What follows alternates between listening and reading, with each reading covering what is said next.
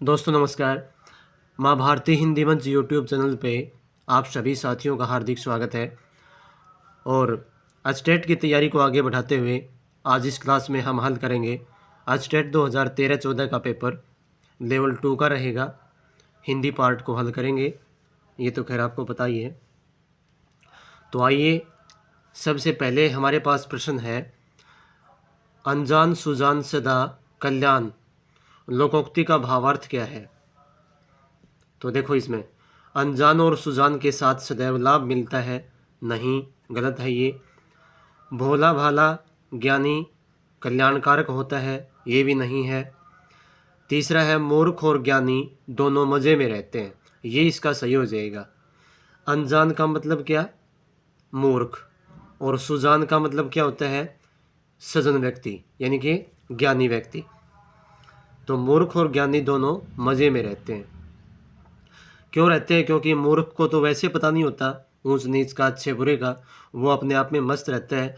और जो ज्ञानी, इस यानी कि जिसने सही इस परम तत्वों को जान लिया है, इस संसार को समझ लिया है, वो वैसे जो है अपने आप में मस्त रहता है, क्योंकि मोह माया का उससे कोई मतलब नहीं है।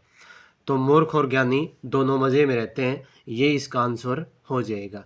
मूर्ख स्वयं को ज्ञानी समझकर नुकसान करता है, ये तो वैसे दे दिया। ऑप्शन नंबर 3 इसका सही आंसर हो जाएगा। नेक्स्ट क्वेश्चन देखो, निम्नलिखित में से किस में बहुव्रीहि समास है? बहुव्रीहि समास पूछा इसने। चौराहा, चौराहा में है द्विगु समास। चार राहों का समूह। पंसेरी, 5 शेरों का समूह। शेर मतलब वो लाइन वाला नहीं, शेर मतलब होता है, थे पहले पैमाना होता था, जब जो अब किलो में हैं, जो कन्वर्ट हो गए वो। तो 5 शेरों का समूह, ये भी द्विगु समास है। शताब्दी, शताब सत का मतलब 100 और अब्दों का मतलब समूह, 100 अब्दों का समूह या 100 वर्षों का समूह, ये भी द्विगु समास है।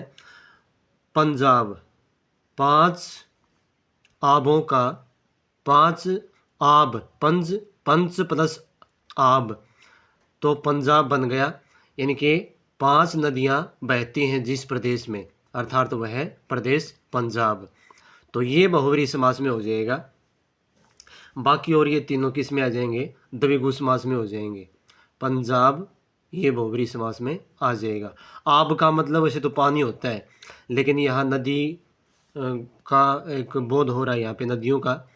5 नदियाँ बहती हैं जिस स्थान में, अर्थात प्रदेश में, अर्थात पंजाब। नेक्स्ट क्वेश्चन देखो, प्राक्तन शब्द में उपसर्ग एवं मूल शब्द का सही विकल्प है। तो प्रा प्लस तन गलत है, प्राक प्लस तन, तो ये हो जाएगा इसका प्राक, क्योंकि यहाँ दाके है तो यहाँ हलंतयुक्त हो गया, और प्लस तन, पर प्लस तन, प्रा प्लस तन गलत है। ये ऑप्शन नंबर 2 इसका सही हो जाएगा। नेक्स्ट देखो क्या कह रहा है ये, दुष्ट अपनी दुष्टता नहीं छोड़ता के लिए उचित लोकोक्ति है। तो इसके लिए क्या लोकोक्ति है? पहला है, खिसियानी बिल्ली खंबा नीचे, ये तो नहीं होगा, इसका तो और ही कुछ होगा। इसका हो जाएगा लगभग कि अपनी असफलता का गुस्सा किसी दूसरे पर झाड़ना। गंगा गए गंगादास, जमुना गए जमुनादास, ये भी नहीं है। इसका हो जाएगा सिद्धांतहीन व्यक्ति, ठीक है ना, या फिर मौकाप्रस्त लोग जिसको बोलते हैं, अवसरवादी। तीसरा है, कबहू निरामिष होए न कागा, ये हो जाएगा। इसमें जो कौवा है वो कभी निरामिष नहीं हो सकता। तो दुष्ट अपनी दुष्टता नहीं छोड़ता, ये इसका जो ऑप्शन नंबर 3 है ये सही इसमें फिट बैठ रहा है। तो ऑप्शन नंबर 3 इसका सही आंसर हो जाएगा। जिस पतल में खाना उसी में छेद करना, ये साथ रहकर गद्दारी करना, ये तो वही हो जाएगा इसमें 4 का, ये भी नहीं है। ऑप्शन नंबर 3 सही हो जाएगा। नेक्स्ट क्वेश्चन देखो 65 का, कि कवि शब्द में कौन सी संज्ञा है? कवि में संज्ञा पूछी इसने, व्यक्तिवाचक नहीं, कवि तो बहुत सारे हैं इसमें धरती पर। जातिवाचक, जातिवाचक संज्ञा हो जाएगी, आसान सा प्रश्न है ये। द्रव्यवाचक नहीं होगा, द्रव्यवाचक में तो जितनी भी लिक्विड चीज़ें हैं या फिर मेटल वाली चीज़ें हैं, धातु वाली चीज़ें और फाइबर्स युक्त चीज़ें हैं, खाद्य पदार्थ हैं, वो सभी द्रव्यवाचक में आएंगी। तो ऑप्शन नंबर 2 इसका सही हो जाएगा, जातिवाचक संज्ञा है कवि में। नेक्स्ट देखो,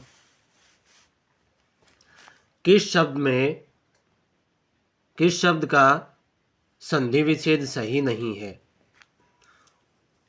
सही नहीं है पूछा इसने। देखो, प्र प्लस ऊढ़, प्रौढ़ बिल्कुल सही है। ये गुण संधि का अपवाद है। ये प्रौढ़, या यहाँ प्रौढ़ होना था लेकिन अपवाद है, ये प्रौढ़ हो गया। नी प्लस ऊन, न्यून, न्यून ये गलत है भाई। ये गलत क्यों है? क्योंकि यहाँ छोटी मात्रा हो जाएगी इसमें। किसको? यहाँ इसको नी प्लस ऊन बन जाएगा, छोटी मात्रा आएगी। न्यून मतलब कम, जिसको बोलते हैं। ठीक है ना। आगे देखो, अम्बु प्लस ऊर्मी, अम्बूर्मी ये दीर्घ संधि हो गई यहाँ पे। सची प्लस इंद्र, सचिंद्र ये भी यहाँ पे दीर्घ संधि हो गई। तो संधि विच्छेद सही नहीं है। तो ऑप्शन नंबर 2 ये नहीं है सही। ठीक है ना। तो यहाँ नी छोटी आएगी और ये क्या हो जाएगी? यण संधि हो जाएगी। मैंने और तीनों बता दिए हैं। आगे देखो, गे को वर्णमाला में माना जाता है। गे, तो गे आप सभी को ही पता है कि क्षत्र, ग और स्र ये 4 संयुक्त व्यंजन हैं, संयुक्त वर्ण हैं ये। तो संयुक्त व्यंजन है ये, स्वर संधि नहीं है, अनुस्वार भी नहीं है। अनुस्वार तो जो अंक की जो बिंदी बोलते हैं वो होता है। व्यंजन संयुक्त व्यंजन है। ठीक है ना। और ये बना किससे है? जय प्लस ये से बना है, गे। तो ऑप्शन नंबर क्या हो जाएगा? ऑप्शन नंबर 1 सही हो जाएगा इसका। किस शब्द में लय प्रत्यय रूप में नहीं आया है? तो प्रत्यय रूप में कहाँ नहीं आया है? देखो, कुशल यहाँ तो है इसमें, मृदुल यहाँ भी लय है प्रत्यय, मृदु प्लस लय, कुश प्लस लय। विमल, वी और मल इसमें नहीं है। वी उपसर्ग है और मल अपने आप में क्या है? शब्द है, एक मूल शब्द है। मल अपने आप में मूल शब्द बन रहा है और वी उपसर्ग है। तो ऑप्शन नंबर 3 सही हो जाएगा इसका। रोमल, रोम प्लस लय यहाँ भी प्रत्यय के रूप में आया है। तो ऑप्शन नंबर 3 इसका आंसर हो जाएगा। कनक शब्द का अर्थ समूह चुनिए। कनक के अर्थ पूछे इसने। तो वृक्ष पहला है, वृक्ष, स्वर्ण, दतूरा। तो वृक्ष नहीं है इसका, वृक्ष नहीं होता, ये बाहर हो गया। दूसरा है स्वर्ण, दतूरा, गेहूं ये तीनों होते हैं भाई। कनक शब्द के स्वर्ण सोना भी होता है। दतूरा क्या होता है? दतूरा एक नशीला पदार्थ होता है जो हमारे यहाँ पाया जाता है। उसके जो ना कांटेदार जो गेंद होती है ना छोटी, उस प्रकार के फल लगते हैं और उसके बाहर जो है ना कांटे होते हैं उसमें। तो और गेहूं ये तीनों अर्थ होते हैं कनक के, स्वर्ण, दतूरा और गेहूं। स्त्री, पलाश, आभूषण इनमें से कौन सा भी नहीं है। तो ऑप्शन नंबर 2 सही हो जाएगा इसका। नेक्स्ट देखो, विसर्ग संधि का उदाहरण है। तो विसर्ग संधि का उदाहरण अत प्लस एव, ये तो है अतः प्लस एव। ठीक है ना। ये कैसे हुआ?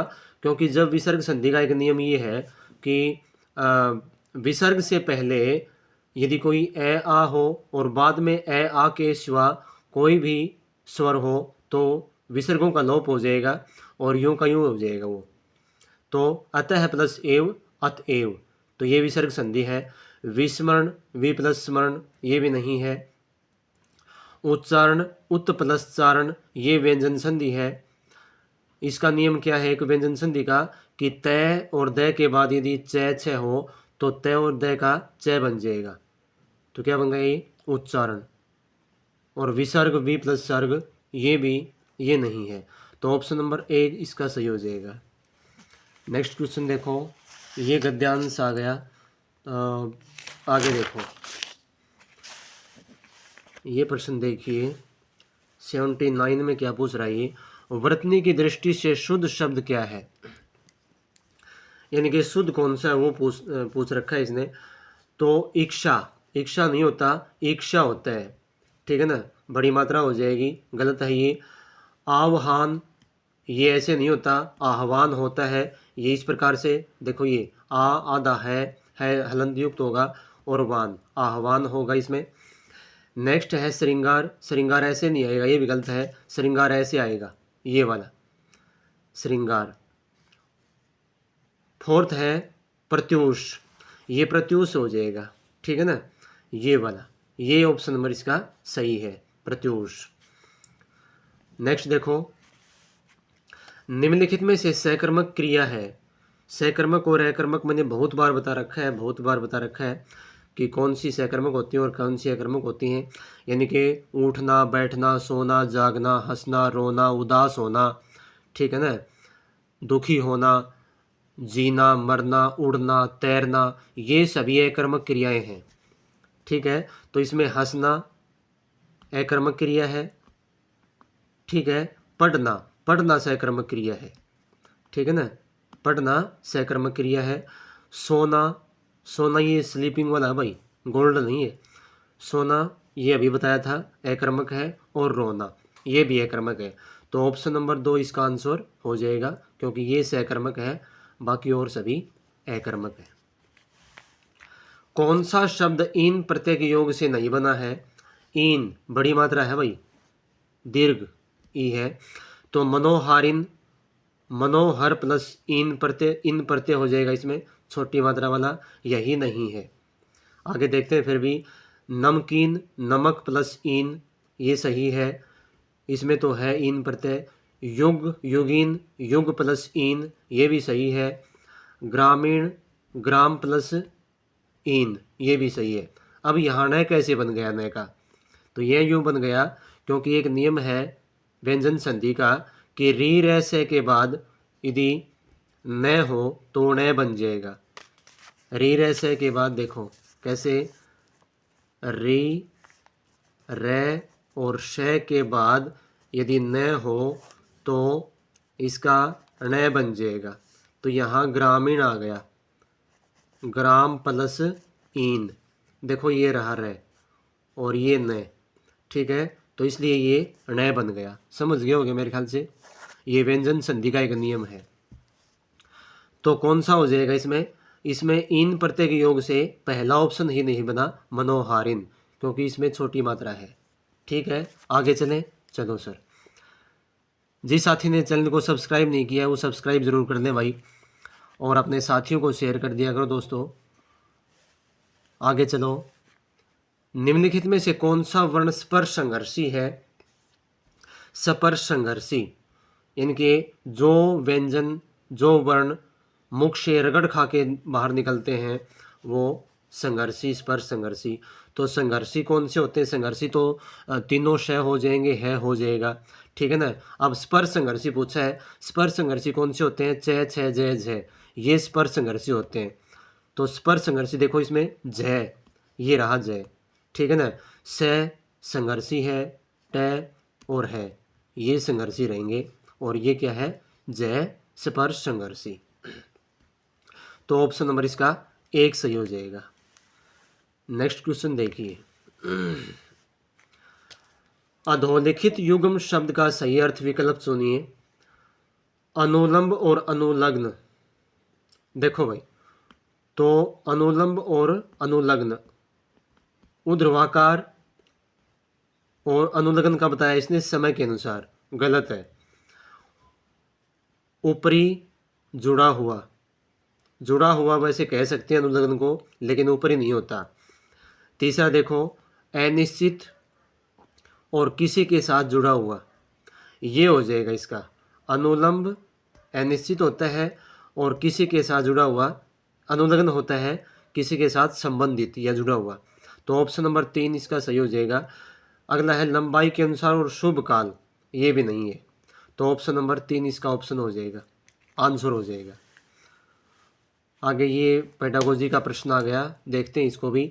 भाषा अधिगम में प्राय कठिनाई नहीं आती, संकोची स्वभाव में आती है, आत्मविश्वास की कमी से भी आती है, अधिगम का मतलब सीखना, मानसिक अस्वस्थता से भी आती है, मानसिक स्वस्थता से नहीं आती भाषा अधिगम में कठिनाई। तो ऑप्शन नंबर क्या हो जाएगा, नहीं पूछा इसने, तो ऑप्शन नंबर 4 इसका आंसर हो जाएगा।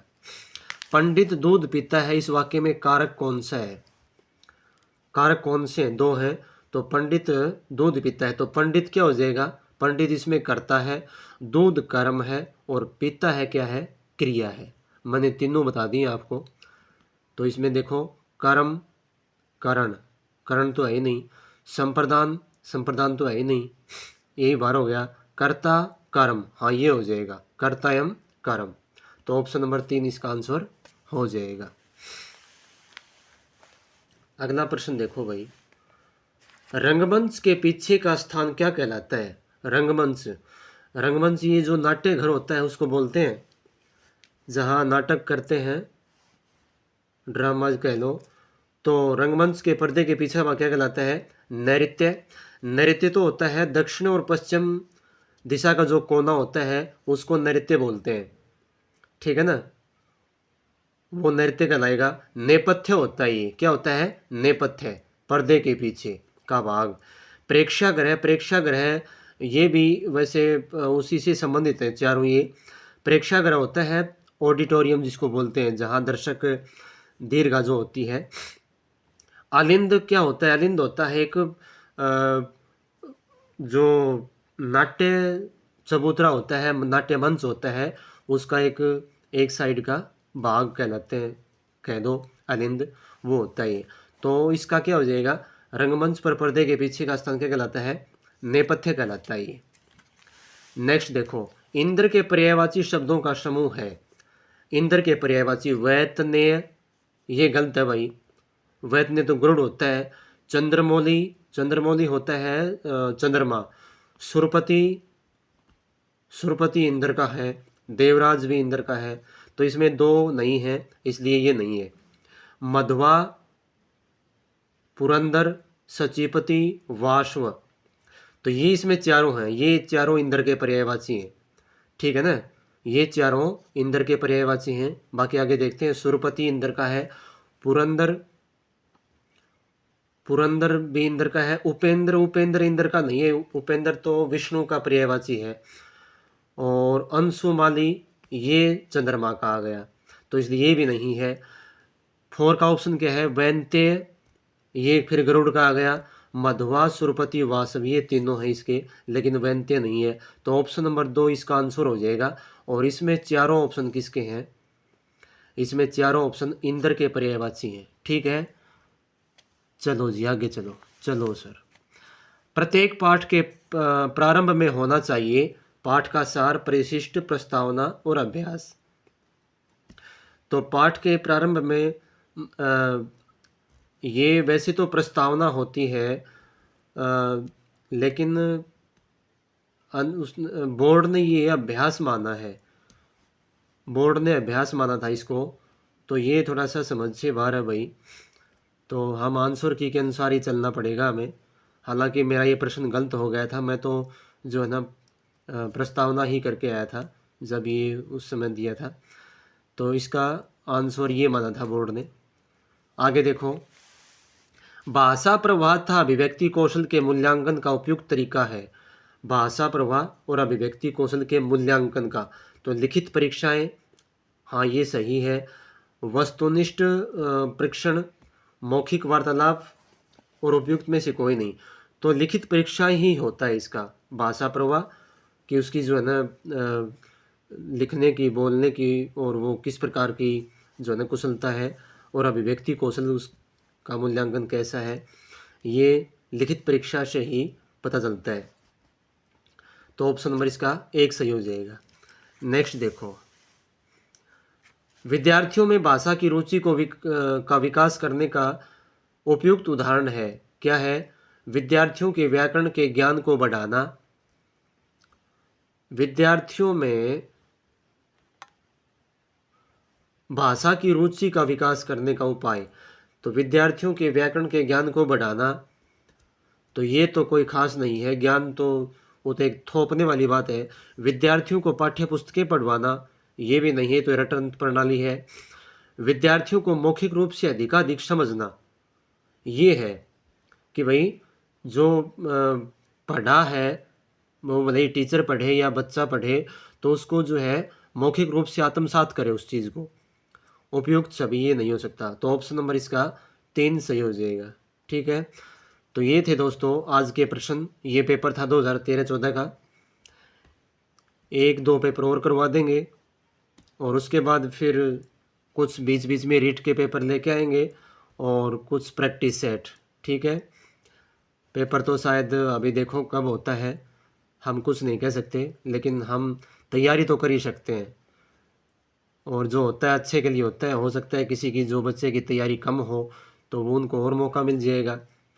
बाकी निराशा के भाव तो पैदा होते ही हैं। तो चलो मिलते हैं जल्द ही नेक्स्ट क्लास में। धन्यवाद। जय हिंद, जय भारत।